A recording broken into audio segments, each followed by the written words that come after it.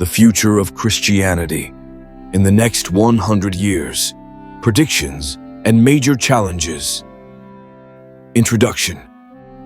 Hello everyone. Today we're going to dive into a fascinating and thought-provoking topic, the future of Christianity over the next 100 years. Now, let me be clear. This is not what I want to happen, but rather what I believe will happen, whether I like it or not. As the world continues to evolve at a rapid pace, Christianity, just like any other institution, will face significant challenges and transformations. The question is, what does the future hold for its followers? In the next few minutes, we're going to take a deep dive into the direction Christianity might take in the coming century. We'll explore the three main branches of Christianity: Protestantism, Catholicism, and Eastern Orthodoxy, and analyze the trends that are shaping their paths. But this isn't just about predictions. We'll also be asking important questions. How will each group respond to the ever-changing cultural, political, and technological landscape? And what impact will these shifts have on their followers, both spiritually and socially? I'm not here to paint a rosy picture or offer a doomsday scenario, but instead to explore the potential futures that await these religious groups and to critically examine the implications for believers worldwide. This journey will take us through historical patterns, current movements, and emerging ideologies that are reshaping the church as we know it.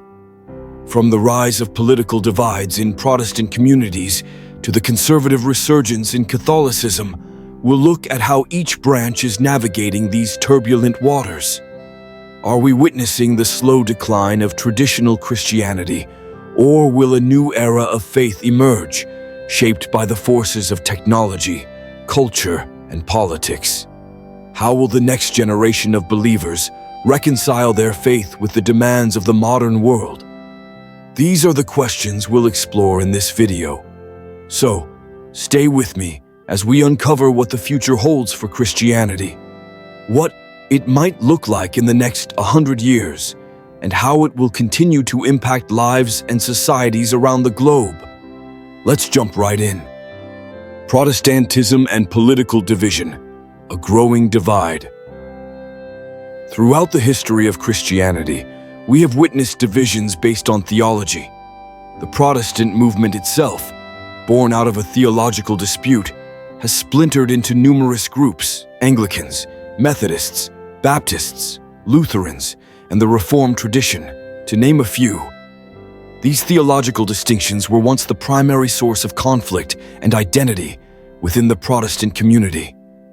In the 21st century, however, the landscape of Protestantism is shifting.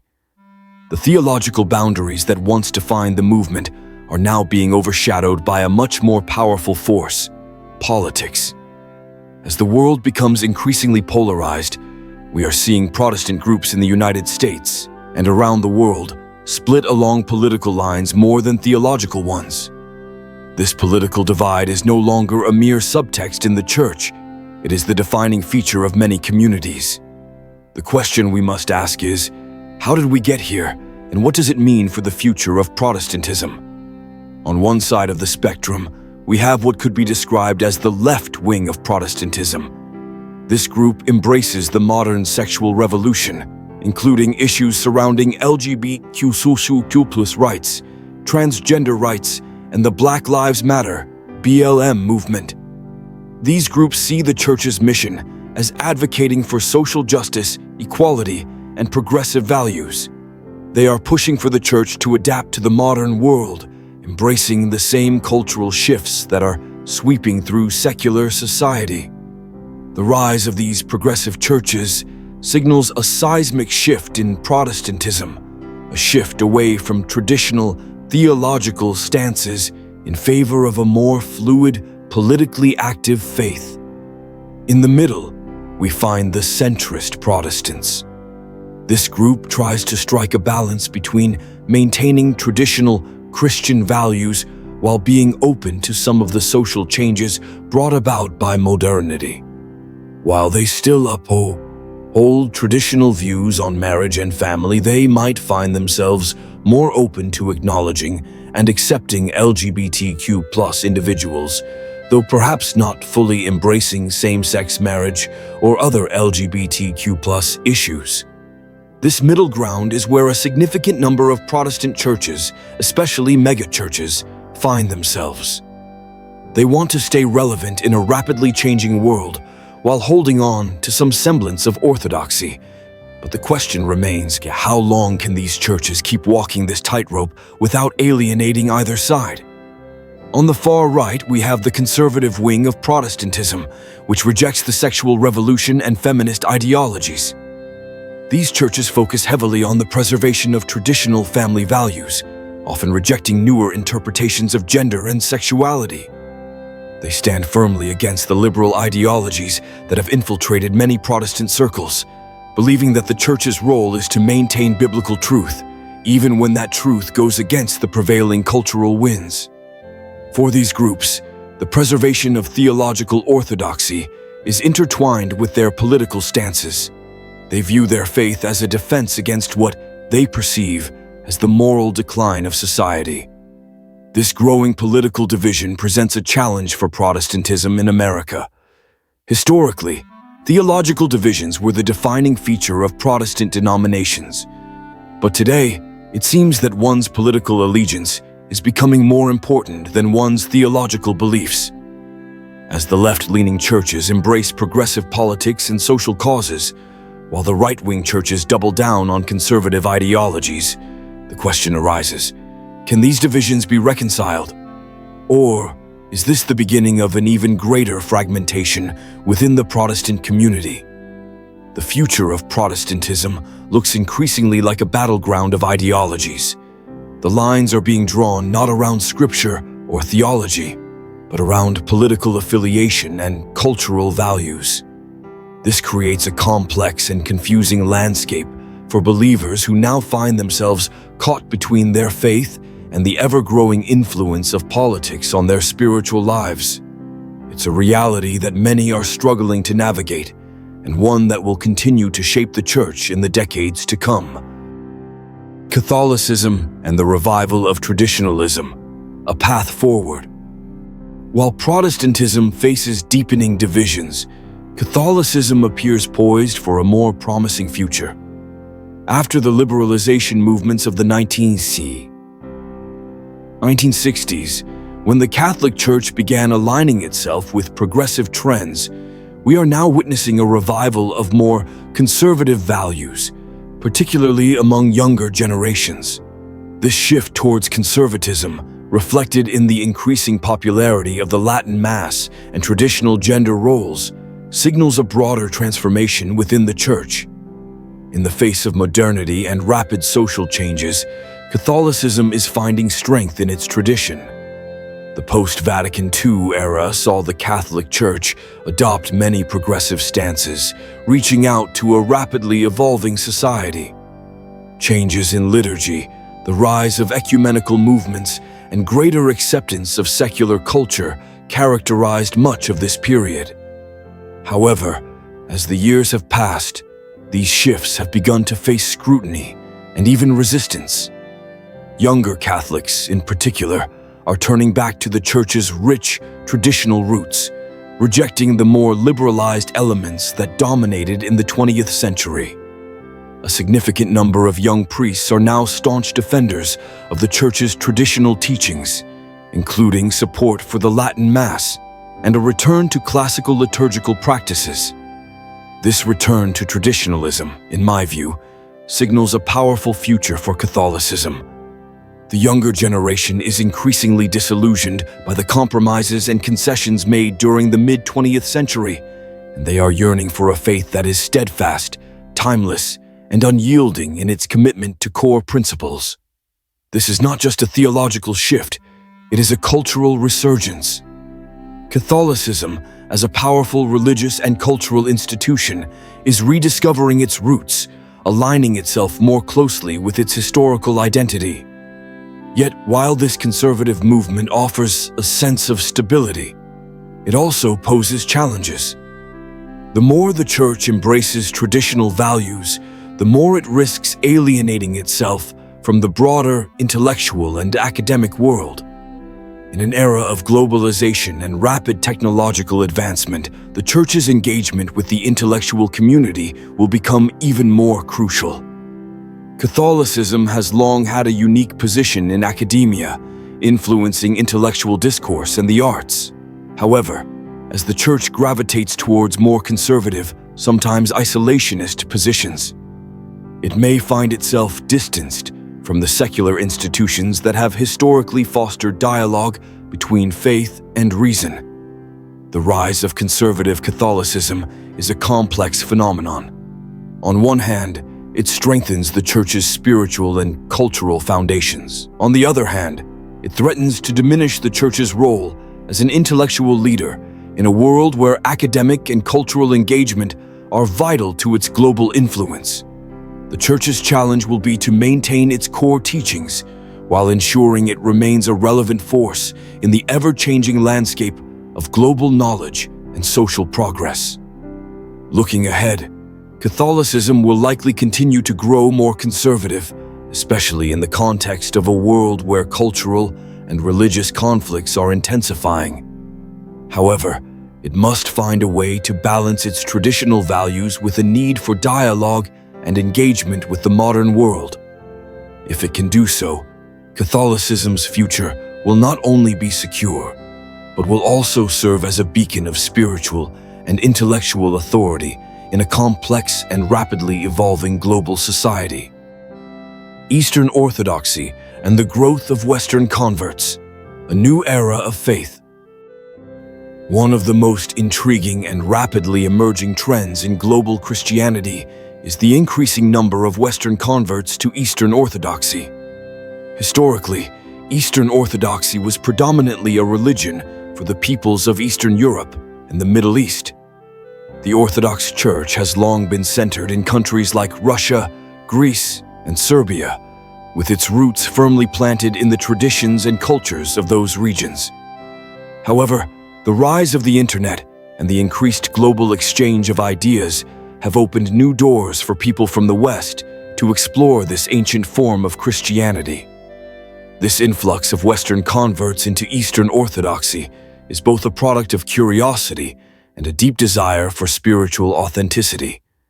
Many of these converts, coming from evangelical or Protestant backgrounds, are drawn to the Orthodox Church's rich liturgical practices, its deep theological tradition, and its steadfast commitment to ancient Christian teachings.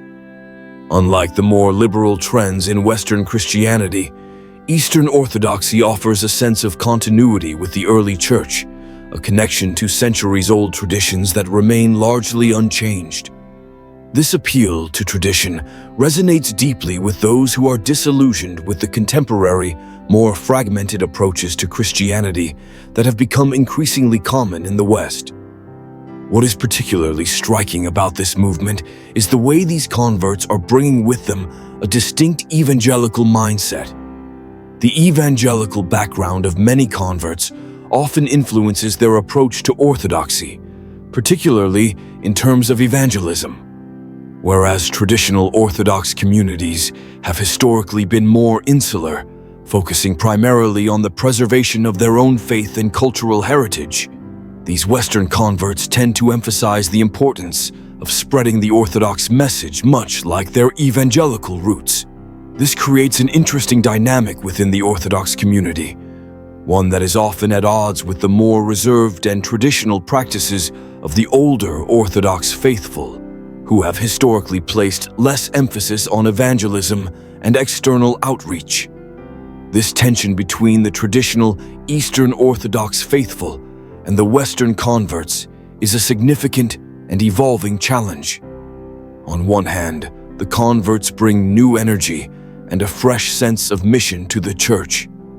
Their passion for evangelism and their eagerness to share the Orthodox faith could potentially breathe new life into communities that have often been seen as insular or even disconnected from the broader world. On the other hand, this shift towards a more active, mission-driven orthodoxy may cause friction with long-standing members who feel that the purity of the faith should be preserved without the distractions of modern agendas or contemporary pressures. Moreover, this growth in Western Orthodoxy is not without its challenges. The cultural differences between the largely Eastern-oriented Orthodox Church and the Western converts can create tensions in areas such as theology, liturgy, and even church structure. Converts from Protestant backgrounds, for example, may bring with them a more individualistic approach to faith, one that sometimes conflicts with the communal and sacramental emphasis of Eastern Orthodoxy. Despite these challenges, it is clear that Eastern Orthodoxy is undergoing a transformation in the West. The Church is becoming more diverse, not only in terms of ethnicity, but also in its approach to evangelism and outreach. As this trend continues, Eastern Orthodoxy may find itself in a unique position to offer a bridge between the ancient traditions of the East and the modern, rapidly evolving world of the West. The question remains, how will the Orthodox Church navigate this newfound global appeal while maintaining its core identity? Only time will tell, but the growth of Western converts is undoubtedly shaping the future of Eastern Orthodoxy in exciting and unpredictable ways. Anglicanism and the transformation into a liberal religion, a paradigm shift. Anglicanism, once a symbol of the fusion between Catholic and Protestant traditions, is undergoing a profound transformation in the 21st century. Historically, the Anglican Church has occupied a unique space, bridging the gap between the liturgical grandeur of Catholicism and the doctrinal purity of Protestantism. However, in recent decades, Anglicanism has begun to move away from its classical Protestant roots, embracing a more liberal, aesthetically inclined form of worship that closely resembles Catholicism in some respects. This shift marks a significant change in the identity of Anglicanism, not just in terms of theology, but also in its social and cultural role. In the 20th century, Anglicanism was largely seen as the religion of the British elite.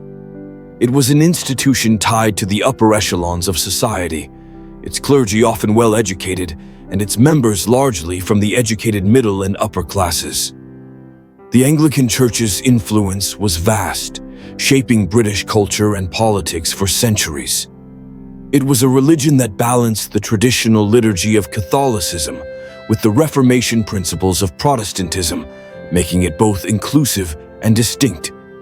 It was a symbol of societal sophistication, offering a structured, theologically sound approach to Christianity, while also providing a space for intellectual engagement. However, as we enter the 21st century, the Anglican Church is witnessing a fundamental shift. The once proud fusion of Catholic and Protestant elements has begun to fray as the Church increasingly moves toward a more liberal, almost secularized form of worship. This shift is evident in the liturgical practices, the acceptance of progressive social issues, and the growing embrace of a more inclusive but less doctrinally rigid approach. Anglican worship has become more focused on aesthetics and personal experience, often incorporating modern elements that are far removed from the traditional, structured services of the past. Where once Anglicanism was a place for theological reflection and intellectual engagement, it is now increasingly concerned with creating an atmosphere of inclusivity and emotional connection. This transformation is significant, not just in theological terms, but also in its cultural implications. As Anglicanism becomes more liberal and inclusive, it loses the distinctiveness that once made it a religion of the social elite. What was once seen as a prestigious faith associated with the British monarchy and the intellectual class is now perceived by many as a more diluted, eclectic movement. It is no longer the symbol of societal refinement that it once was, but rather a religion that has blended various theological and social elements, losing some of its traditional character in the process. The growing liberalism within Anglicanism raises important questions about its future. In its attempt to stay relevant in a rapidly changing world, it seems to be forsaking the very qualities that made it a distinct and influential institution. Anglicanism's shift towards a more flexible, aesthetically driven form of worship may appeal to modern sensibilities, but it risks losing its intellectual and theological depth in the process. While inclusivity and progressive values are important, there is a danger that in trying to accommodate the ever-changing social landscape, Anglicanism may lose its grounding in the rich theological traditions that once defined it. As Anglicanism continues to evolve, it faces the challenge of balancing the demands of modernity with the preservation of its historical and theological roots. It remains to be seen whether this transformation will result in a vibrant, new form of Anglicanism, or whether it will simply become another fragmented voice in the broader landscape of liberal Christianity. One thing is clear: Anglicanism is no longer the religion of the British elite, but rather a fluid and evolving faith, continually reshaping itself in response to the demands of the modern world. Technology and the new challenges in Christianity, navigating a digital faith. In the modern age, technology and scientific advancements are reshaping every facet of society, including religion. Christianity, like many other religious traditions, is grappling with the profound impact of the digital era. The widespread use of the internet, social media platforms, and streaming services has fundamentally altered the way religious practices are carried out, communicated, and experienced. Online evangelism, live-streamed church services, and virtual communities are transforming the way believers connect with their faith, and yet, this digital revolution brings with it a host of theological and existential challenges that Christianity must confront. One of the most significant shifts is the ease with which the message of the gospel can be spread through digital platforms. Churches now have the ability to reach millions of people around the world in real time. The internet allows a church service to transcend geographical boundaries, enabling believers from remote corners of the globe to participate in worship from the comfort of their homes. The convenience and accessibility of online worship services, Bible studies, and prayer meetings have made Christianity more inclusive, offering an opportunity for spiritual nourishment to those who otherwise might be excluded from traditional religious practices due to physical, social, or economic constraints. However, this digital revolution in religious practice also raises critical questions about the authenticity and authority of religious experiences. The traditional church service, with its face-to-face interaction, sacramental rituals, and communal sense of fellowship, offers a deeply rooted, embodied experience of worship. Can these deeply personal and sacred moments of connection be replicated in a virtual environment? The theological implications are significant. Christianity has always emphasized the importance of community, the body of believers coming together in physical space to share in the sacraments, engage in communal prayer, and support one another in the faith.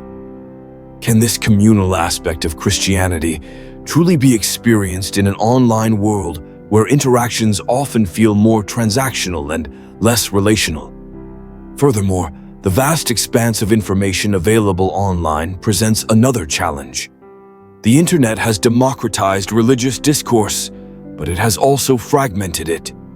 While this allows for a broad range of theological perspectives to be shared, it also means that misinformation, misinterpretation, and heretical ideas can spread just as easily as legitimate teachings. The authority of traditional religious institutions is under challenge, as anyone with access to a camera or a platform can now claim to speak with divine authority.